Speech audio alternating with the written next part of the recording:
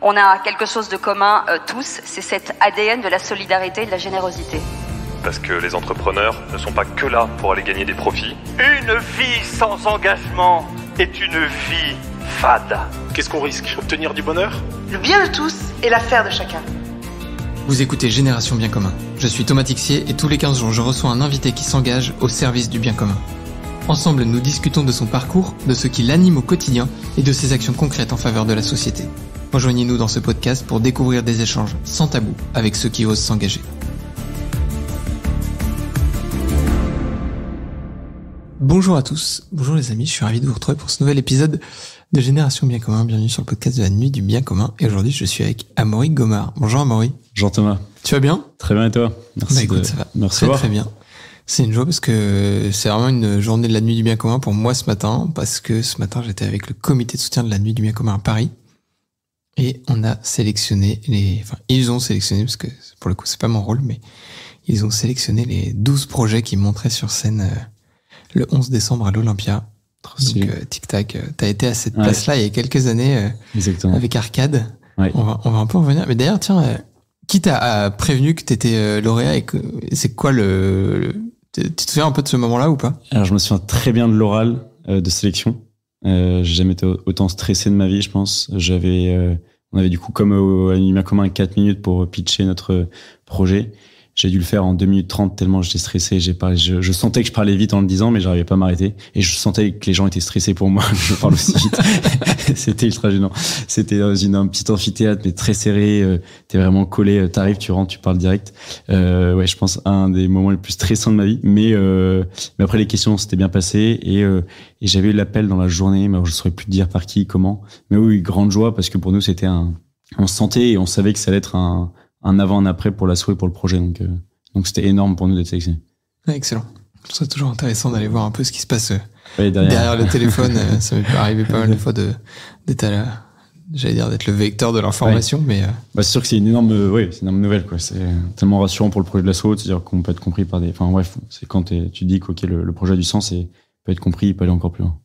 Et là, si on en parlait un peu de ce projet Arcade, ce moment surprenant de vie, parce qu'en fait, quand on parle Arcade, on parle en lien intergénérationnel, tu reviendras un peu dessus, on parle aussi construction, rénovation, bâtiment, et j'avoue que moi, quand tu me dis tous ces mots-là, je m'attends à voir un type de 40 ans, 45 ans arrivé, qui va m'expliquer que voilà, là, il a buriné, la vie lui est passée dessus, il a appris, et c'est l'expérience qui rejaillit, mais en fait, t'as pas 30 ans, quoi. Non, pas encore. Non, j'ai 25 ans. Et oui, j'avoue que j'ai pas fait peut-être on a peut-être parfois les gens lancent un projet un peu en effet en fin de parcours. Voilà, ils ont un peu roulé leur boss, etc. Ils veulent donner un peu du temps à côté au bout d'un moment. Et avec Augustin, un très bon copain de Vendée, on a fait un peu l'inverse. Et vraiment pendant nos études, on avait envie rapidement de monter un projet. Et non, c'était pas une start-up, c'était pas une boîte. Notre projet, c'était vraiment un projet d'asso et tourné avec le bénévolat, tourné vers la jeunesse et vers le patrimoine. Et ça a commencé du coup autour d'une bière, comme deux bons étudiants qui se retrouvent pour refaire le monde. Vous étiez à quelle école à l'époque? Augustin était en école d'archi à Versailles et moi j'étais en fac à l'ICES en Vendée, à La Roche-sur-Yon. Là, je faisais du droit et de l'histoire, mais je remontais souvent à Paris voir les parents. Enfin bref, et donc on se prenait. Voilà, Augustin, un très bon copain, on se voyait souvent dans un bar le soir dès que je repassais à Paris et on était un peu deux bons étudiants idéalistes qui veulent monter un projet qui va sauver le monde, sauver la France, sauver les gens, enfin bref, qui va être le projet un peu phare. On est passé par toutes les cases, un peu des idées farfelues. Je voulais monter un peu une troupe de saltimbanques qui passe de village en village. Enfin bref, on est passé par pas mal de choses. Et au bout d'un moment, on s'est un peu posé. On avait marre de justement d'être quand t'es étudiant, tu te plains un peu facilement de tout ce qui va mal. T'es un peu la grande gueule le soir avec ta bière, etc. Mais le lendemain matin, tu te lèves tard, tu sèches les cours et finalement, tu fais pas grand chose de très concret. T'es du genre à sécher les cours, toi. Et ça m'est arrivé. Il faudrait pas que les parents écoutent, mais on les embrasse, écoute. mais ça lui vient. Et en fait, il y a un moment, on s'est dit, qu'est-ce que concrètement on peut faire? Parce que tout au long de l'année, on se dit qu'est-ce qui va pas, mais ça nous empêche pas pendant nos vacances d'aller se dorer la pilule à la plage ou de faire comme si de rien n'était. Et on s'est dit, en fait, on entend beaucoup parler du patrimoine, c'est un sujet qui nous touchait beaucoup. On était tous les deux amoureux du patrimoine. Augustin était à l'époque en école d'archi pour devenir architecte dans le patrimoine, ce qu'il est devenu maintenant. Et on avait envie aussi que ce soit un projet qui touche la jeunesse, parce qu'on voulait qu'avec même avec nos propres copains, on puisse aller se donner et rendre service ensemble. Et on s'est dit, pourquoi pas associer jeunesse et patrimoine, même si ça peut paraître un peu antinomique dit comme ça. Et on s'est dit, on va proposer à des groupes de jeunes, très simplement, de passer leurs vacances sur des lieux de patrimoine pour les aider à les restaurer. Et c'est comme ça que l'idée, ça a été lancée. Et à cette idée de travaux de restauration, on a rapidement associé une deuxième dimension, parce qu'on voulait pas justement que ce soit des jeunes qui arrivent juste comme les sauveurs un peu du patrimoine, qui débarquent de la ville du coin pour aller aider le château des Péquenots du coin, pour prendre un peu l'image caricaturale. Et du coup, on s'est tout de suite dit, il faut que les jeunes, quand ils viennent sur un chantier, sur un château, sur une église, sur une abbaye, quelque part dans un coin de la campagne française, ils puissent être en contact avec les habitants. Et du coup, qu'il y ait rapidement une dimension de lien social. Et donc, c'est le deuxième pilier d'Arcade. Voilà, il y a premier pilier, restauration du patrimoine. Deuxième pilier, tisser du lien social autour de ce patrimoine. Et donc, nos jeunes vont visiter un EHPAD, organiser un grand jeu pour les enfants du village, faire un repas partagé avec les habitants. On a même une troupe de théâtre au sein de l'association qui vient jouer sur nos chantiers. L'idée, voilà, c'est vraiment de réunir le maximum de personnes autour du patrimoine avec comme vecteur de rassemblement la jeunesse. Voilà. Je sais pas si c'est très clair, très concret. Si, mais ça m'amène une question. Je suis hyper concret. Vous êtes là, vous terminez votre bière. Ça y est, Arcade, les bases sont posées sur un papier. Tu savais tenir une truelle? Ça, c'est énorme comme question, parce que pas du tout. Non, pour la petite, oui, c'est un peu drôle parce que Augustin, lui, est beaucoup plus manuel et vraiment, lui, son rêve de récupérer un jour un château et de le retaper. Moi, les parents sont toujours plaints que je foute pas grand chose à la maison comme travaux. Et donc, ça les a toujours fait marrer depuis des années, de savoir que je m'occupe d'aller restaurer des lieux à droite à gauche et qu'à la maison, dans une maison de Vendée, bref, je suis même pas capable de... Non, je suis pas du tout manuel, j'ai plutôt deux mains gauches, mais donc ça peut être un peu absurde, mais j'aime beaucoup monter des projets, rassembler des jeunes autour d'un quelque chose qui peut un peu nous dépasser, nous rassembler, et de se dire, ok, ensemble, on va aller apprendre quelque chose qui nous dépasse, et donner le meilleur de nous-mêmes. Et du coup, voilà, j'apprends petit à petit sur le tas, et en fait, tout s'apprend assez bien. Du coup, comment vous trouvez le premier lieu de chantier et vous êtes combien Au tout début, ouais, c'est ça qu'au tout début, on est deux autour de notre bière, donc ça c'est super. Moi, je suis un peu du genre à vouloir aller très vite, très loin, très optimiste, très gourmand. Mais Augustin m'a bien temporisé là-dessus. Il s'est dit, ok, on a l'idée, on va d'abord tester avant de monter l'assaut. Surtout que, bref, je partais en service civique à ce moment-là, lui était encore en école. Et donc on s'est dit, ok, on veut monter une asso. Pour l'instant, on est que deux. On va d'abord proposer à une bande de copains de venir retaper un lieu. Le lieu nous est tombé un peu dessus. Enfin bref, par concours de circonstances, j'apprends que une dame avec son mari récupère une ancienne abbaye cistercienne énorme près de Rodez dans l'Aveyron, l'abbaye Notre-Dame de Bonnecombe, et qui cherche il y a plein de trucs à retaper, qui cherche du monde. Moi j'arrive, je lui dis, est-ce qu'on peut venir avec 15 potes? Et après quoi, il m'avait dit, s'il vient avec 5 potes, ce sera déjà bien. On est finalement arrivé à 30, une semaine en août 2019. Sur les 30, tu connaissais les 30? Je connais, non, il y avait eu bouche à oreille, enfin bref, il y a eu des l'intuition était déjà en train de prendre. L'intuition était déjà en train de prendre. La semaine s'est super bien passée. Tout le monde nous a dit, ok, c'est vraiment ça, c'est chouette. C'était vraiment, on était 30 dans une ancienne abbaye cistercienne, on se faisait réveiller à la cloche. Le matin, chacun partait sur son chantier dans un coin de l'abbaye, tellement l'abbaye était énorme. Et il y en avait qui passaient à 10h pour déjà avec tout ce qu'il y a de la structure d'Arcade aujourd'hui, donc avec des ouvriers, des artisans qui vous accompagnaient. Exactement, il y avait déjà des artisans, des anciens artisans du coin. Il y avait un gars, même un bûcheron qui était venu, qui avait tout un travail de débroussaillage et de découpe de bois tout autour du mur d'enceinte de l'abbaye. Enfin, il y avait des maçons qui étaient là parce qu'il y avait un mur à remonter, etc. Et donc chacun partait sur son petit chantier. Et après, à midi, son de la cloche, tout le monde revenait bouffer. Et l'après-midi était plutôt ce qu'on fait encore maintenant, découverte de la région, ancrage dans le territoire. Et donc la semaine a vraiment bien plu. On s'est dit, go, on lance l'assaut. 2 amis nous ont joints, Brieux et Marie Aiglé. Et à 4, on a posé les statuts en décembre 2019 en préfecture. Donc on a découvert un peu toutes les joies aussi administratives. On avait tout à commencer, donc on avait ce premier lieu qu'on avait déjà. On a trouvé 3 autres lieux par le bouche-oreille assez rapidement. Je nous disais, j'ai entendu parler de ça, de ça. Donc on a eu le fort de la Pente de Diamant en Haute-Marne, le couvent du Saint-Sacrement à Bolène et le château d'Argy dans le Berry. Ça nous faisait 4 lieux. On a lancé l'assaut, le site, etc. Et dès la première été, juillet-août 2020, 115 jeunes qui sont venus sur 4 chantiers. Juste par bouche-oreille. Ouais. Et par lancement sur les réseaux sociaux avec ça. Donc on s'est dit, on a peut-être un bon bout. Ouais. Une balèze. Du coup, je reviens juste sur cette première, parce que je trouve ça intéressant de voir la manière dont vous avez construit ça. Ouais. Il y a cette idée, vous trouvez le lieu, le bouche-oreille embarque les copains. À quel moment tu te dis, on va pas pouvoir faire ça tout seul, il va falloir qu'on soit accompagné des artisans, ça reste une abbaye cistercienne, donc il y a, j'imagine, des normes, des trucs à respecter, tu peux pas faire systématiquement ce que tu veux, où tu veux. Ça devient une évidence tout de suite, il faut aller chercher Oui, assez rapidement, on voulait qu'il y ait des compétences. On voulait qu'il y ait des compétences parce qu'on voulait aussi que Arcade devienne même si c'est un travail de longue haleine, hein, mais que Arcade devienne un lieu de transmission de savoir-faire. Le milieu de l'artisanat est un milieu qui manque qui cherche beaucoup toujours à se renouveler, à recruter, à transmettre ses savoir-faire. Et il y a de moins en moins de jeunes qui peuvent se tourner vers ces métiers-là, ou en tout cas, il y a plein de métiers qui sont un peu en galère de recrutement.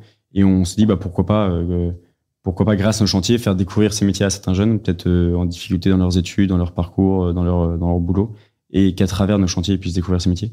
Donc, assez rapidement, on voulait avoir des artisans pour ça, mais aussi, surtout, pour pouvoir faire des travaux de qualité et pas se contenter juste de faire du débroussaillage et de la peinture ou des petits bricolages. Et du coup, grâce à ça, on a pu aller de plus en plus vers de la maçonnerie, de la charpente, de la couverture. Mais tout s'est fait vraiment étape par étape. C'est un peu un de nos principes chez Arcade, peut-être parce qu'on faisait ça aussi à côté de nos études ou à côté de nos boulots au début, c'est de se dire, voilà, on va y aller étape par étape. On vise grand sur le long terme, mais chaque année, on fait déjà bien ce qu'on essaie de faire, et même si c'est parfois difficile, mais voilà, si chaque année on grandit, on y va étape par étape et on se professionnalise étape par étape. Donc au début, on n'avait pas tous les trucs parfaits, on faisait des petits chantiers, des petits trucs et ça.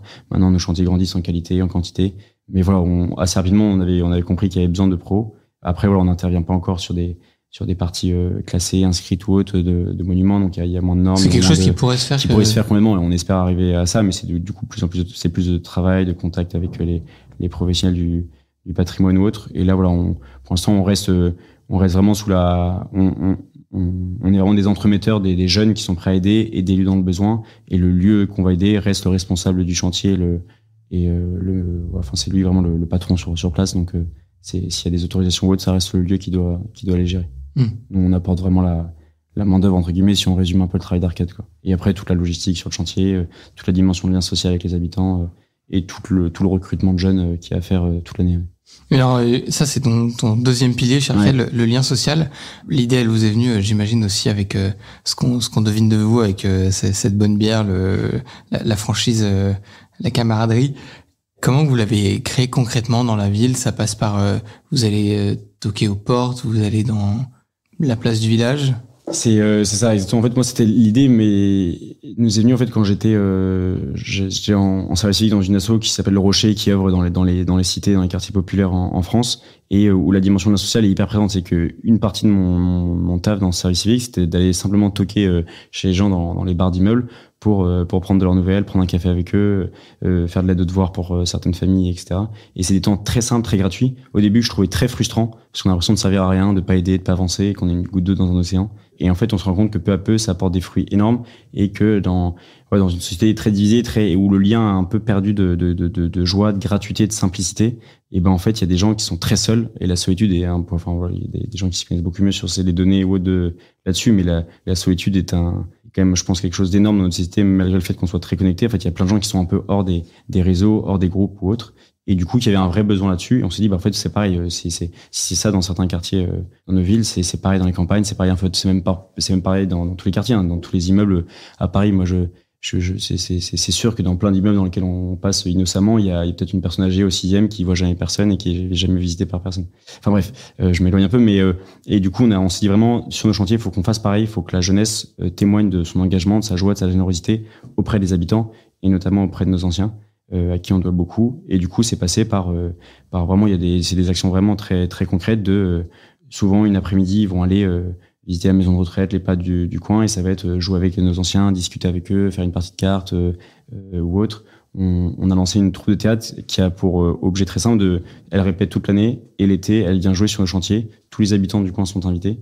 Donc elle se parcourt la France. T'as un chantier dans la Drôme, un chantier dans la Creuse, ils se font les deux. Et c'est ça. Ils ont fait 10 jours de tournée là au mois d'août. Ils sont passés sur 5 lieux arcades. Et à chaque fois, on va tracter avant, on invite les habitants. Comme ça, les habitants découvrent aussi leur patrimoine local, le château du coin, l'abbaye du coin ou autre. Oui, parce qu'évidemment, du coup, tu vas jouer dans les lieux dans lesquels t'es en chantier. Exactement. À ce moment-là, il y a des volontaires qui sont là en train de faire le chantier. Il y a la troupe qui débarque, les habitants qui viennent. On a la représentation, on a le petit apéro, le petit verre, la petite guinguette. Voilà, c'est retrouver un peu une communion des habitants avec leur patrimoine, parce que le patrimoine reste du patrimoine local, et les premiers bénéficiaires, ça reste les habitants, et c'est pas les volontaires d'Arcade qui arrivent d'ailleurs. Et du coup, on veut vraiment qu'ils se réapproprient leur patrimoine. Et le patrimoine reste peut-être un des rares lieux d'unité aujourd'hui en France où il y a encore une certaine communion, quelle que soit la génération, le milieu social, ville, campagne. Et on se dit, voilà, faut vraiment faire un vecteur encore plus fort d'unité. Il faut vraiment que tout le monde s'y rassemble. Il se passe quelque chose d'assez magique, hein, sur les chantiers. Moi, je suis toujours fasciné. Les volontaires, ils vivent un truc. Quand je débarque pour visiter un chantier, au bout même de à peine 2 jours de chantier, ils ont des étoiles dans les yeux de ce qu'ils vivent. Et c'est pas grâce à Arcade, hein, c'est juste qu'ils sont dans des conditions qui ont rien à voir avec leur quotidien. D'un coup, ils se retrouvent devant un monument qui a des siècles. Ils comprennent la notion du temps long, que tout prend du temps dans le travail du patrimoine, le travail d'artisan. Ils font quelque chose de leurs mains, ils voient le fruit de leur travail. Ils sont avec des jeunes qu'ils connaissent pas forcément. Ils créent une cohésion dans le travail, dans l'effort. Ils rencontrent des gens qu'ils auraient jamais discuté ailleurs. Et il y a une joie simple et gratuite, mais très naturelle, et on n'a pas du tout inventé l'eau chaude, qui se dégage. Et je pense qu'il fait du bien à tous ces jeunes, mais aussi aux habitants, aux gestionnaires de lieux, aux artisans, tous ceux qui se rassemblent autour d'un chantier. On est en 2023, ça fait 4 ans qu'Arcade existe. Donc aujourd'hui, est-ce que tu sais à peu près nous dire dans les grandes largeurs combien de jeunes sont passés sur les chantiers et combien de personnes vous avez à peu près rencontrées en termes de liens sociaux dans les différents villages ou lieux de France où vous êtes passés? En nombre de jeunes, ouais, on a dépassé là, cette année la barre des 1000 jeunes à venir en 4 ans là sur 30. On a aidé une trentaine de lieux de patrimoine. Un groupe Arcade, juste pour qu'on se donne une idée, l'été, c'est environ une dizaine de personnes en moyenne. Ouais, une petite dizaine de personnes. Et là, cette année, là, en 2023, on a des chantiers depuis le mois de mars. Il y a eu 50 sessions de chantier, donc sur des week-ends ou des semaines, et 380 volontaires depuis le mois de mars. Et du coup, grâce à ces 380-là, on a dépassé la barre des 1000 en 4 ans. Et le nombre de gens rencontrés, c'est un peu compliqué, dur à chiffrer, mais ça se compte en centaines, parce que chaque volontaire rencontre plusieurs personnes lors de son passage, et le contact en fait se fait très semblant. Ça interroge toujours les gens de voir des jeunes qui, pendant leurs vacances, surtout de ce qu'on peut dire de la jeunesse d'aujourd'hui ou autre, pendant leurs vacances, acceptent c'est ce que j'allais te dire. Aujourd'hui, on parle d'une jeunesse qui se désengage, oui, qui est pas impliquée, qui est sur les réseaux sociaux, qui est déconnectée du réel, loin de son histoire. Que vous les trouvez où? Ça fait un peu la bonne question. Non, mais c'est vrai, enfin, moi, je suis vraiment de cette génération, même si je pense qu'encore après moi, sont peut-être encore pires au niveau des réseaux sociaux et de la dépendance à ça. Je viens d'une génération du zapping, on est toujours sur nos portables, on zappe vite, on a du mal avec l'effort, avec l'engagement, avec la fidélité à un engagement, à un travail ou autre. Donc ça étonne les gens, et c'est que ces jeunes-là fassent ça, se lèvent tôt et tout. Mais ces jeunes-là, même si ça reste des jeunes de leur génération, bon, c'est des jeunes pour l'instant, c'est des jeunes qui ont réussi, qui ont déjà souvent eu un engagement, qui sont passés par des choses comme le scoutisme, ou qui ont déjà eu l'habitude un peu de se donner, ou d'avoir un peu cette notion d'effort, de camper, de travailler un peu de leurs mains ou autre. Donc ça reste des jeunes qui sont déjà passés par là, mais pas que. Je pense qu'il y a aussi cette, même si on sait qu'on est des jeunes un peu peut-être toujours sur les réseaux ou autre, cette envie de retrouver quelque chose de concret. Et on l'a bien vu, on a lancé ça juste après le confinement, on aurait pu dire qu'on n'aurait personne, mais en fait, si, il y a déjà une centaine de jeunes, parce que je pense que l'envie de retrouver quelque chose de très, très sensible de la main, quoi. Enfin, du bois, de la pierre, ça se touche, ça se sent, et je pense qu'il y a, de nos jeunes, malgré le fait d'être peut-être très déconnectés de plein de choses, il y a quand même une envie, au fond, de trouver du sens à ce qu'ils font, et plein de jeunes qui sont aussi dans des études, dans des boulots où ils trouvent pas de sens au quotidien, ils voient pas le fruit de leur travail, ils sont dans une longue chaîne où ils reçoivent le travail de quelqu'un d'avant, ils le filent à quelqu'un d'après, enfin ils voient jamais le résultat, l'avant, l'après de leur boulot. Et là, en fait, en une matinée, ils ont vu le mètre de mur linéaire qu'ils ont avancé, ils ont vu les tuiles qu'ils ont reposées, ils ont vu la peinture qu'ils ont mise. Donc je pense qu'il y a cette envie de concret, quoi. J'allais dire, il y a des Arcadiens, des oui, jeunes. On peut dire, on n'a pas trop de noms, mais on peut. Allez, Arcadiens, banco pour les Arcadiens. Les Arcadistes. Tu vois, avec l'équipe, là, chez des jeunes qui ont fait des changements de parcours suite à un passage sur un chantier Arcade et à toucher, comme tu le dis, du doigt un peu le concret de leur job, quoi. Oui, alors ça, on n'a pas de retour, c'est mon grand rêve, et je suis persuadé que ça arrivera. On n'a pas encore de retour, en tout cas, on ne l'a pas encore dit, cash. Mais tous les retours que j'ai, c'est que ça reste, et sans du tout nous jeter des fleurs, hein, mais ça fait partie, enfin, là, encore récemment, des gens qui me disent, c'est peut-être la meilleure semaine de ma vie, c'est une des meilleures semaines en fondateur, quand les gens racontent leurs vacances, c'est la semaine qu'ils ont vécue, ouais, vraiment des gens qui m'ont dit encore récemment, on sent que ils vivent quelque chose de très fort, alors qu'on a l'impression parfois qu'on est à la bourre dans l'organisation, dans la logistique, qu'on a plein de loupés, qu'on reste très, très, très jeune encore comme structure, on a que 4 ans et tout, et qu'il y a encore plein de choses à améliorer, mais n'empêche, la mayonnaise prend à chaque fois, la magie opère, et les gens vivent mais c'est juste vraiment, moi je suis persuadé, c'est parce qu'ils sont dans un cadre très simple, très, très sain et très porteur. Et aujourd'hui, dans votre structure, tu visites tous les chantiers, tu passes, comment j'allais dire, cette mayonnaise Arcade, comment elle prend sur place? Eh bien, ça passe d'abord par une sélection en effet des lieux, parce que là, le revers, c'est pas un revers de la médaille, mais on reçoit de plus en plus de demandes de lieux, et maintenant il faut sélectionner les lieux sur lesquels on intervient. On doit malheureusement refuser des nombreux des dizaines de lieux chaque année parce qu'on a beaucoup trop de demandes. Et oui, donc on sélectionne ensuite les lieux. Et là, il faut pas grand-chose. Il faut un lieu avec un peu d'histoire, avec un projet, avec un peu une âme, que ce soit voilà, quelle que soit un peu l'histoire du lieu, et des porteurs de projets vraiment investis, conscients du projet qu'ils ont et du lieu qu'ils doivent restaurer. Et après, il suffit d'avoir un artisan du coin qui vient encadrer, faire venir des jeunes et c'est parti. Franchement, c'est assez ouf. Tu réalises l'histoire un peu avec Augustin depuis votre bière 4 ans plus tard, là où vous en êtes. Vous êtes parti d'une bière et là, il y a des gars qui disent c'est la meilleure semaine de ma vie. Ouais, c'est vrai que c'est toujours hyper stimulant. En fait, comme tout, c'est fait un peu étape par étape. On n'a pas l'impression d'avoir, même si c'est parti vite au début, après c'est vraiment grandi par étapes. Chaque année, il y a eu des nouveautés, mais pas tout d'un coup. On a l'impression que c'est un peu le chemin naturel et c'est ce vers quoi on voulait aller. On avait vraiment cette intuition qu'il fallait aller vers ça et que ça allait marcher. Mais ce genre de retour nous oblige et nous donne envie d'aller encore plus loin parce que voilà, on n'a pas envie de se reposer sur nos lauriers, on n'a pas envie de se dire ok, c'est bon, maintenant c'est Arcade, ça tourne, on fera tourner l'assaut avec 300 jeunes qui viendront par an. On a envie d'aller encore plus loin, de faire venir encore plus de jeunes et parce qu'on pense que ça peut être bon pour la jeunesse de passer par ces chantiers-là et que ça fait du bien aux gens aussi qui sont autour de ces chantiers-là dans nos territoires.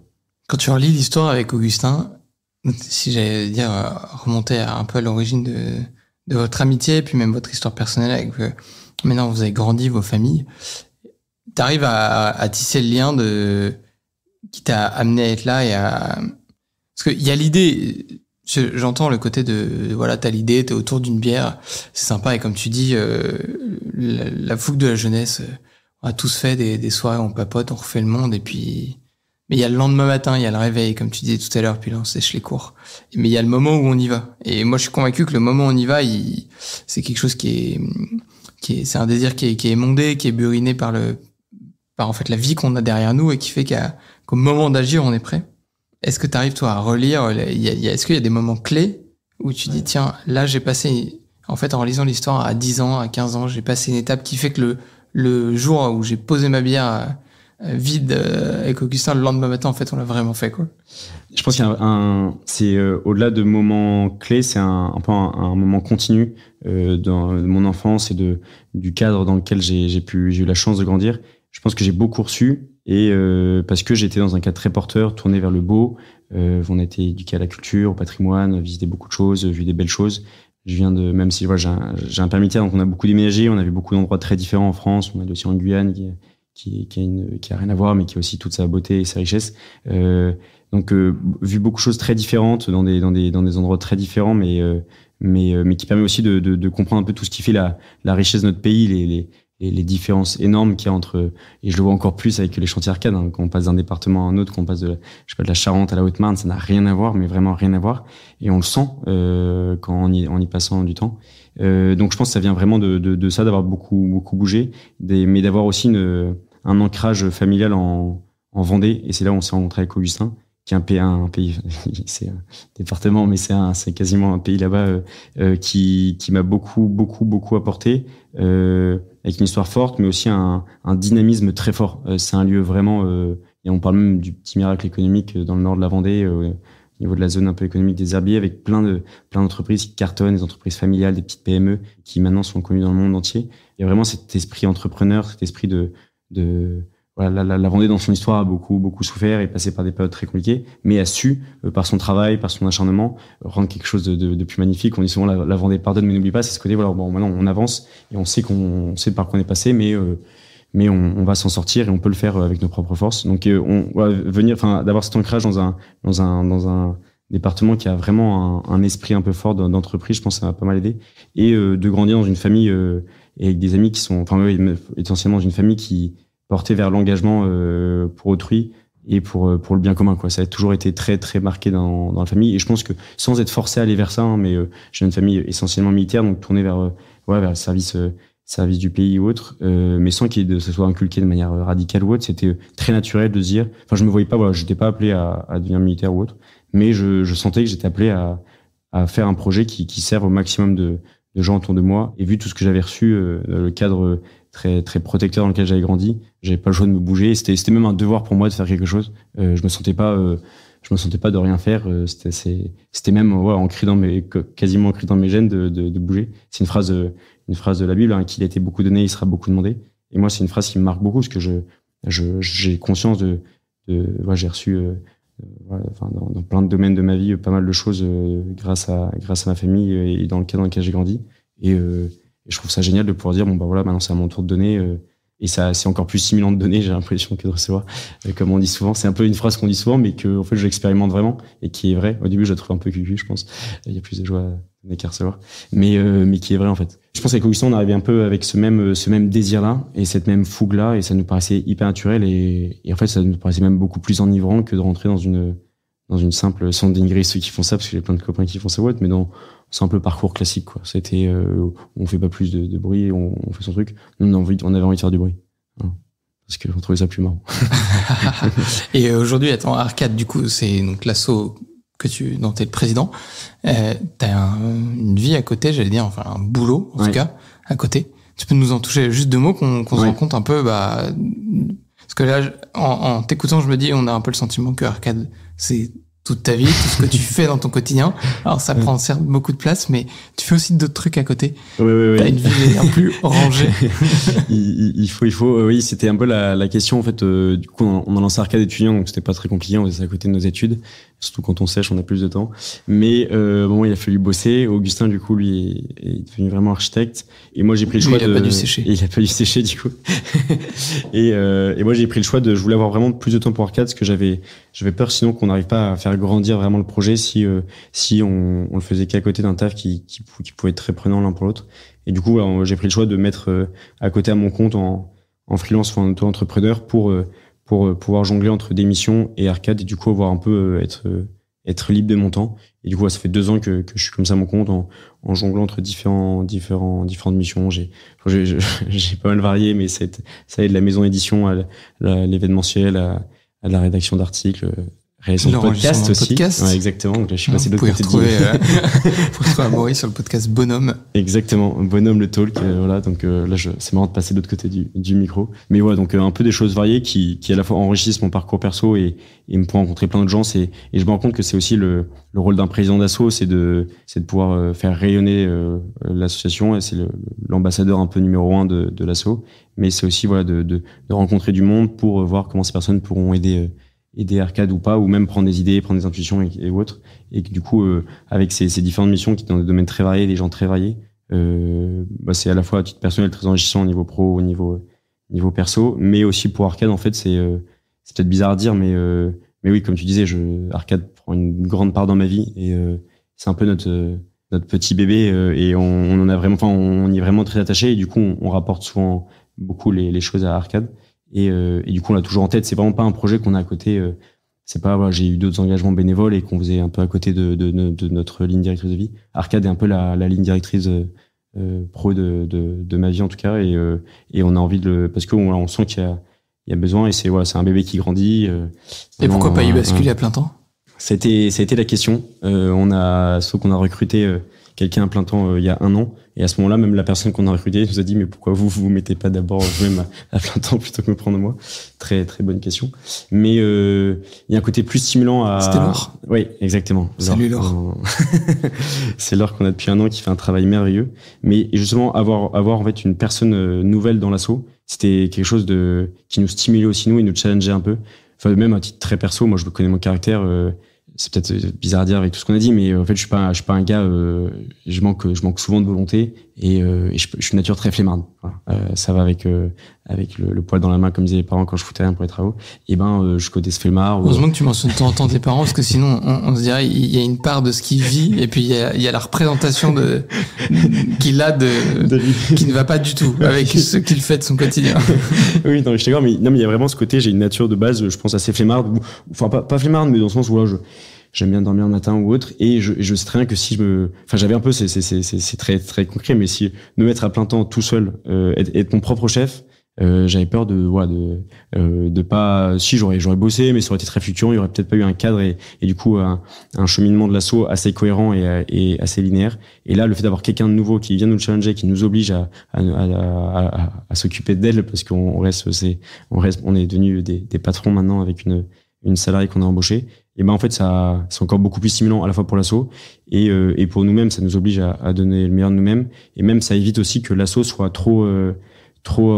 rapporte trop à deux personnes et Arcade, c'est pas Amaury, ou Arcade, c'est pas Augustin, Arcade, c'est Arcade. Et on veut qu'on sera pas là tout le temps là. On passera un jour la main. Et il faut que l'asso grandisse, qu'il y ait de nouvelles personnes qui rentrent dans le projet, qui nourrissent le projet. Et on veut donner le cap de la stratégie parce que. Il y a combien de collaborateurs aujourd'hui? On est 15, on est un staff de 15 bénévoles et une salariée. Donc les bénévoles qui font un travail de fou, on se réunit tous les mardis soirs, ils bossent les chantiers se déroulent de mars à la Toussaint. Donc il y a 4 semaines dans un mois, vous voyez tous les mardis soirs. Ouais, exactement. Ouais, c'est un rythme assez dingue. Enfin, il y a ceux du bureau qui sont tous les mardis soirs, ceux par pôle 2 mardis sur 3. Enfin là, genre dans le détail, mais dans le sens où c'est un travail, c'est un engagement vraiment prenant. C'est leur gros engagement bénévole, ou en tout cas leur gros engagement dans leur année à chaque fois. Mais ils donnent tout ce qu'ils ont, et c'est ça qui est incroyable, c'est qu'Arcade n'est plus notre projet à 2. On a été même 4 à le fonder, donc c'est plus notre projet à 4. C'est un projet maintenant à beaucoup plus. Il y a eu des renouvellements dans le staff bénévole. Et donc voilà, on est content d'avoir à la fois chacun un autre boulot à côté, parce que je pense que ça nous stimule, ça nous nourrit, ça nous construit. Tant de garder au maximum du temps pour Arcade. Augustin revient même un peu dans la direction d'assaut, parce qu'il va réussir à avoir un jour par semaine consacré à Arcade. Donc voilà, mais on a beau avoir un boulot à côté, on a envie d'y revenir encore plus. Donc oui, on reste quand même très attaché à ça. Comment vous financez tout ça? Et nos auditeurs qui nous écoutent. C'est le grand sujet des assos, j'ai l'impression, le financement, et on a découvert aussi cette partie-là. C'est depuis 4 ans, on vit exclusivement de mécénat privé, donc de dons de particuliers, d'entreprises et de fondations. On a de la chance de pouvoir défiscaliser nos dons grâce au fait d'être d'intérêt général, et donc c'est depuis le début la recherche de fonds, parce qu'il y a de plus en plus de choses à financer. C'est un truc auquel tu connaissais quelque chose, auquel tu t'attendais un peu au départ? Non, je pense que j'étais assez optimiste en me disant le projet va plaire, les gens donneront. Et en fait, il y a beaucoup de projets qui plaisent et beaucoup de sollicitations, j'ai découvert ça. Je revois maintenant tous les courriers un peu que recevaient les parents à la maison, et je prends conscience un peu de la sollicitation de nombre de sollicitations que peuvent recevoir les gens. Et donc je pensais pas que ça serait aussi dur, aussi parfois même fluctuant et très incertain dans certains moments de la période. On a eu ne serait-ce que... Un certain point d'avoir peur qu'Arcade Lego. Exactement. Oui, encore, on a eu 2 moments comme ça. Enfin, un vraiment... pour la petite histoire, ce qui est assez dingue, c'est là, le 30 juin matin, j'avais plus rien. Les comptes à zéro, et au début de l'été, donc globalement, au début de la période forte. Tous les chantiers financés, il y a une salariée à payer, des bureaux à payer, il y a tous les artisans à payer, il y a du matériel, enfin bref, il y a de l'intendance, il y a tout l'été, quoi, à financer. Et les jeunes qui viennent ont une participation un peu aux frais, financent en gros une semaine. Ou non, ils adhèrent à l'asso, donc c'est rien, c'est 10 balles, ils payent une partie de leur bouffe et leur aller-retour pour venir, quoi. On a vraiment choisi, peut-être qu'on changera un jour notre mode de fonctionnement, mais on avait choisi ça pour pas que ce soit un frein, et parce qu'on pense qu'il y a vraiment, ça peut apporter des choses aux jeunes qui passent, et on veut pas que ce soit un frein pour des étudiants, des jeunes pros, de se dire ok, non, j'ai pas assez pour venir, ou je sais pas quoi. On veut que ça soit vraiment, et en plus, comme ils arrivent dans une dimension de service et de bénévolat, on trouvait ça normal que ça soit pas un coût non plus trop important pour eux. Peut-être qu'on reverra ça un jour, mais c'était un choix qu'on a fait et qu'on essaie de tenir sur le plus long terme, parce que on pense que ça évite, ça permet aussi de faire venir ce nombre de jeunes qu'on a. Et du coup, pendant ce 30 matin-là, et grâce au poste miraculeux de la directrice de la Maison du Bien Commun, où on a nos bureaux de Sixtine Pega on salue, parce que c'est aussi chez elle qu'on enregistre ces podcasts. Exactement, et à qui on donne une belle chandelle, et peut-être une belle bouteille de champagne aussi, qui m'avait vu la veille un peu en galère, en panique, bosser à la Maison du Bien Commun, rien à voir, qui a mis un post LinkedIn sur l'asso, sur nos galères un peu de financement, et un peu, c'est un miracle, hein, ça a vraiment fait le buzz, marché, et derrière on a levé en 1 mois, on avait ce qu'il fallait pour l'été. À savoir, là, il nous fallait, on cherchait 25 000 balles, et c'était levé en 1 mois, avec et la moitié de cette somme-là qui a été levée grâce au poste. Comme quoi un post LinkedIn peut apporter. Faudra peut-être lui dire de devenir influenceuse LinkedIn. Non, mais c'est quand même un bon point, je pense, pour aussi les assos qui nous écoutent, la puissance des réseaux sociaux, parfois avoir la simplicité de demander. Mais qui est compliqué, hein, parce qu'on a l'impression que tout le monde le fait, et que c'est dur et que c'est pas le système le plus sûr, le plus pérenne et tout. Mais ça marche, ça peut marcher. Mais c'est pas évident moi j'ai du mal à demander de l'argent. Typiquement, là, quand tu vas chercher une fondation, comment ça se passe pour toi? Qu'est-ce que tu fais concrètement? Alors, si c'est un contact, d'abord par, je sais pas, par mail, par message ou par téléphone, je trouve que ça va. Mais si c'est un contact direct, à l'occasion d'une rencontre, je trouve ça toujours, parler du projet, ça, je peux le faire des heures, ça se voit peut-être là, maintenant. Mais passer à la case, j'ai besoin de temps, je vous le demande en direct, je trouve ça très, on le fait, hein, mais c'est pas naturel. C'est peut-être le côté, toujours, français de pas savoir parler d'argent peut-être, mais je trouve ça pas évident. On a toujours l'impression de demander quelque chose d'impoli ou de me demander trop alors qu'on a vraiment besoin de ça, et alors que souvent les gens sont vraiment prêts à donner, voire même donner plus, et on a très bien compris qu'on est pour ça, donc ils attendaient pas autre chose de notre part, qu'on leur demande des fonds, mais oui, c'est d'abord essayer de vendre à fond notre projet et pourquoi on le fait et pourquoi ça a du sens, et ce qui peut être dur aussi, c'est de bien, on sait qu'on a besoin de fonds pour telle chose et tout, mais de bien savoir réussir à préciser pourquoi on a besoin, quel 1 euro, à quoi il va servir, quoi. Et parce que c'est forcément ce dont on a besoin de savoir un donateur. Tu communiques beaucoup aujourd'hui avec tes donateurs? Oui, on essaye au maximum. D'abord, on a ce qu'on appelle la lettre d'Arcade qui permet un peu de les tenir au courant des format mail, c'est un format mail et tout. Fréquence régulière. Il peut y avoir des courriers papier pour des grands donateurs, Nouvel An ou extra, à certains moments de l'année. Mais oui, c'est vraiment, on leur doit tellement, même si, en fait, c'est ça qui est compliqué, c'est de se dire, on est toujours en recherche, l'assaut avance, mais de pas oublier ceux qui nous ont aidés dès le début, même si ça a été ponctuellement ou plus souvent. On leur doit beaucoup, et c'est pas anodin, on a l'impression que c'est facile, ils ont fait un virement, ils ont fait un don sur une plateforme, mais c'est pas rien, et c'est un devoir, enfin, on leur doit beaucoup, parce que peut-être qu'on donne de notre temps, mais donner de l'argent, c'est qu'ils l'ont gagné aussi, ils ont donné de leur temps avant, donc on leur doit beaucoup, oui. Franchement, je trouve ça toujours beau d'entendre des présidents, des responsables, des dirigeants d'assaut, mais sur le lien qu'ils ont avec leurs donateurs, effectivement, je fais partie de cette équipe qui est assez convaincue que il y a ceux qui sont bons pour faire du business et il y a ceux qui sont bons pour d'autres sujets, et que ceux qui sont bons pour faire du business, quand ils distribuent, que l'argent devient un bon serviteur, ils permettent à des projets comme le tien et comme tant d'autres de se développer, de grandir et de faire tellement de choses concrètes, porteuses de sens. Je dénigre pas du tout le monde de l'entreprise, parce que c'est aussi un monde dans lequel moi je m'épanouis et je m'éclate au quotidien, mais je pense qu'il y a un manque cruel de sens aujourd'hui. Bonjour, la porte ouverte enfoncée. Mais en fait, c'est essentiel. Je pense qu'aujourd'hui, il y a des métiers dans lesquels on retrouve pas toujours du sens, mais en fait, on peut trouver du sens ailleurs. On n'est pas obligé de quitter son job pour trouver du sens dans sa journée. Ça n'a rien à voir, mais j'ai l'exemple d'une bonne copine comme ça, qui en a marre d'être instite parce que elle se dit, dévalorisation du travail compliqué, classe trop chargée, est-ce que j'y trouve vraiment du sens? Et puis en fait, en faisant un bilan de compétences, elle s'est rendue compte qu'en bougeant certains vecteurs, en fait, elle s'éclatait toujours dans ce métier d'instit, et que ça s'était sacralisé là, mais la complexité aurait pu se mettre ailleurs. Et je trouve que Arcade vous offrez cette opportunité à une jeunesse de dire, en fait, voilà, je suis dans mon boulot de chef de projet digital, je passe des projets, je suis connecté sur mon ordi toute la journée, je développe des applis, etc. Mais en fait, il y a un moment où je peux aussi me rendre, utiliser mes mains concrètement, et en même temps, je ferai pas forcément charpentier toute la journée, je n'irai pas construire des mètres linéaires toute la semaine. D'ailleurs, peut-être que si on avait proposé à des gars qui font des mètres linéaires toute la semaine de devenir chef de projet digital une semaine, des gars qui vivraient la meilleure semaine de leur vie. C'est simple, t'as pas mal au dos le soir, tu te lèves à 9h, il pleut pas parce que de toute façon t'es dans des bureaux chauffés. T'as raison, petit projet d'assaut pas mal. Pour nos artisans. C'est Arcade, mais tu mets des néons dessus. Oui, c'est ça.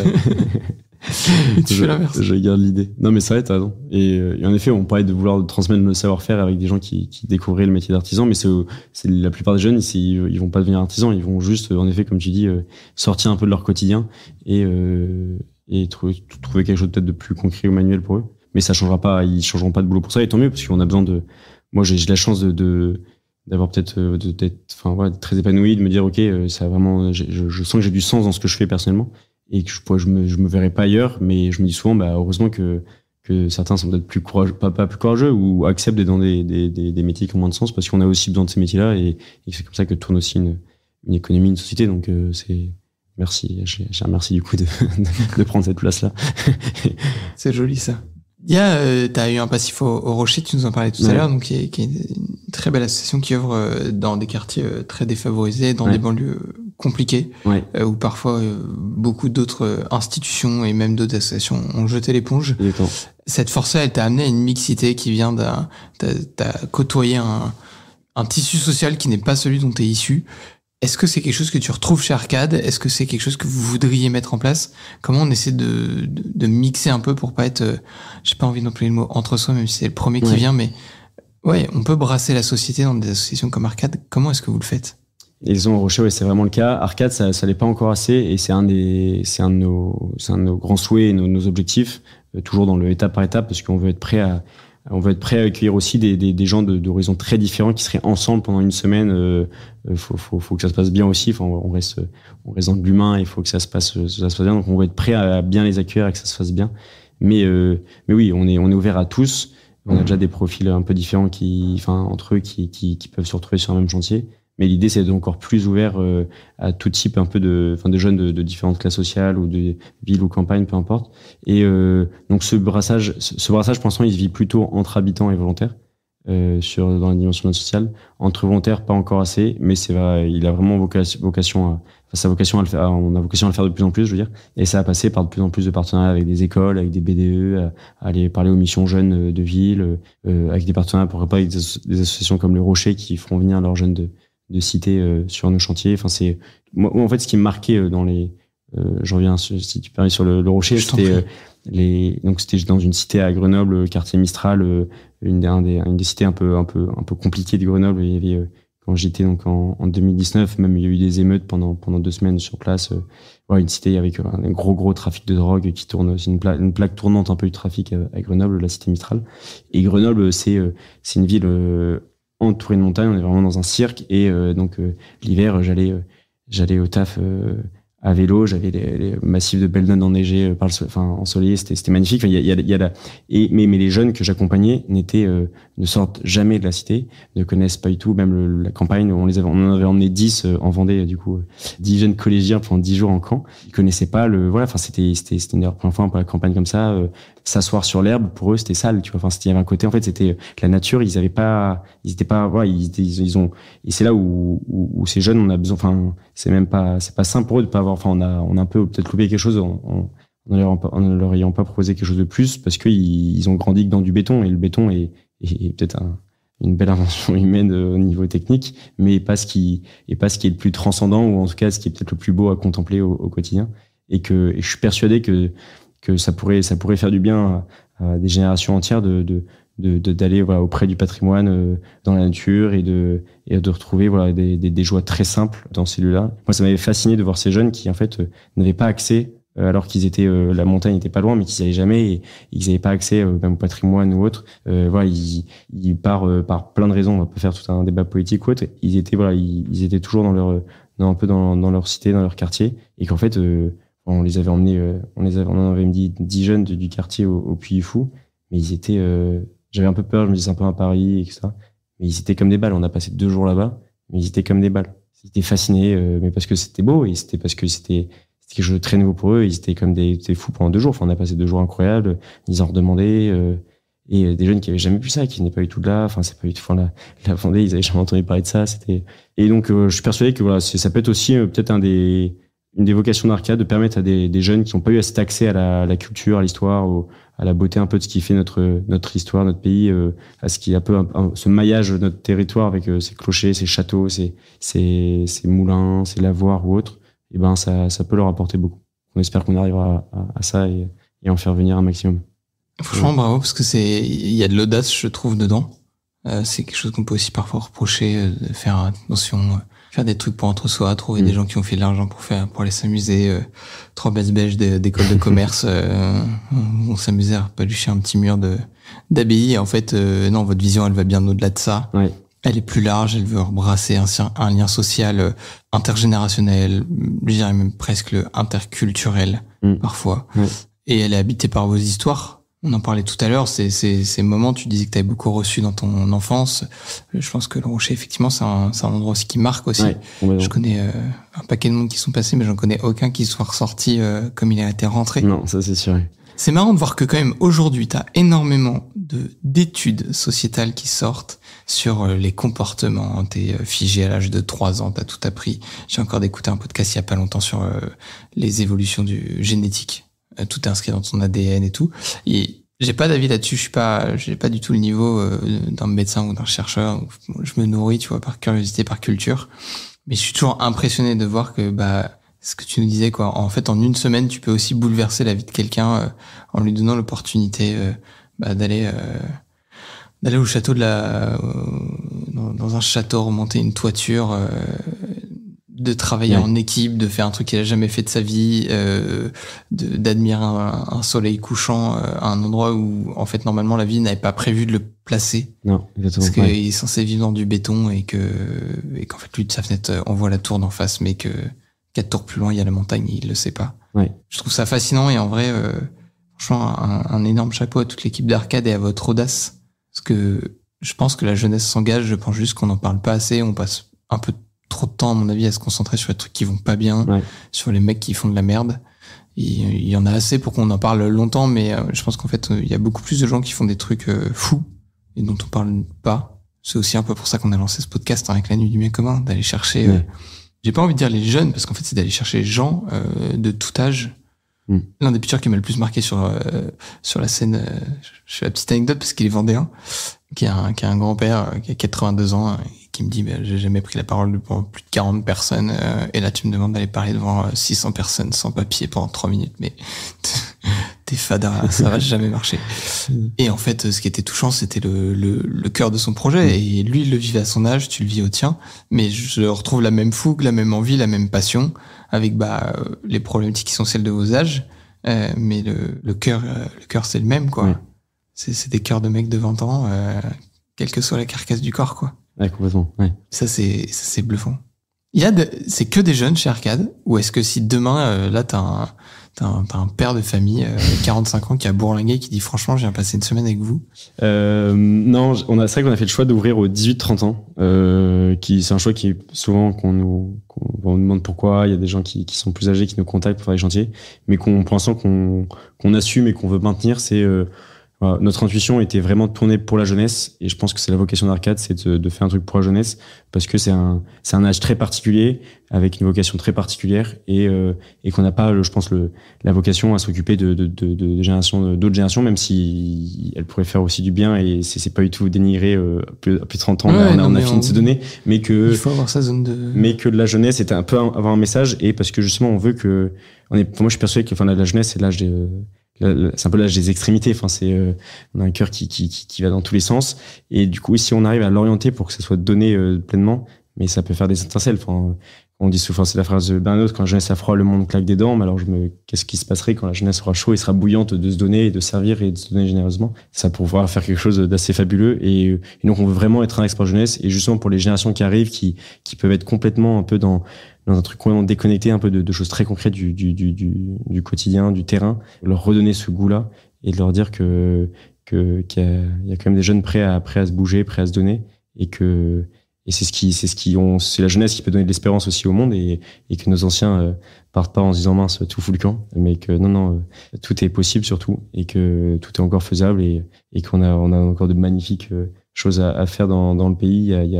Et c'est justement, c'est inscrire la jeunesse dans le temps long, c'est de se dire, vous avez toute la vie devant vous, vous allez vous donner. Venez apprendre d'abord auprès des anciens, venez apprendre auprès des vieilles pierres. Il y a 100 ans, 200 ans, 1000 ans, un gars de votre âge est en train de monter ce mur. Ces vieilles pierres parlent, ces vieilles pierres ont quelque chose à dire. Venez les écouter, dormir c'est là aussi, c'est pas quelque chose de fou, c'est que tu te lèves le matin, t'es auprès d'un château qui a 500 ans, 600 ans, c'est rare les occasions de dormir dans des telles baraques, dans des tels lieux, des abbayes cisterciennes, auprès d'églises en ruine, dans les monts du budget. C'est des choses qui sont pas données au quotidien, ou parce que c'est dans des gîtes ultra chers ou je sais pas quoi. Là, c'est vraiment un accès simple où tu peux ressentir un peu ce qui se passe auprès de ces vieilles pierres. Et je pense que c'est bon pour la jeunesse qu'elle sente ça. C'est pour ça qu'on l'a lancé pour la jeunesse, et qu'on se concentre sur les jeunes pour l'instant avec Arcade. Franchement, j'ai très envie de nous laisser là-dessus, cher Amaury. Cette belle vision des anciens qui partent en ayant confiance dans la jeunesse qui pousse, qui grandit, et c'est un peu le cycle inéluctable de la vie, mais c'est une belle vision. Merci pour cet échange, merci Un pour grand ton merci temps. Thomas, trop sympa. Et en vrai, bravo à tout le team Arcade et chers amis, si vous voulez rejoindre Arcade, que vous avez entre 18 et 30 ans, c'est sur patrimoine-arcade. Puis si vous voulez faire un don, c'est exactement au même endroit. Exactement. Merci beaucoup. Bonne journée à tous. À bientôt. Merci d'avoir suivi cet échange. J'espère qu'il vous a plu. N'hésitez pas à vous abonner à notre podcast et à lui mettre une note de 5 étoiles sur les différentes plateformes d'écoute. Ça nous aidera à le faire connaître. Retrouvons-nous dans 15 jours pour un nouvel épisode de Génération Bien Commun, où nous continuerons à vous partager les témoignages de ceux qui s'engagent au service du bien commun.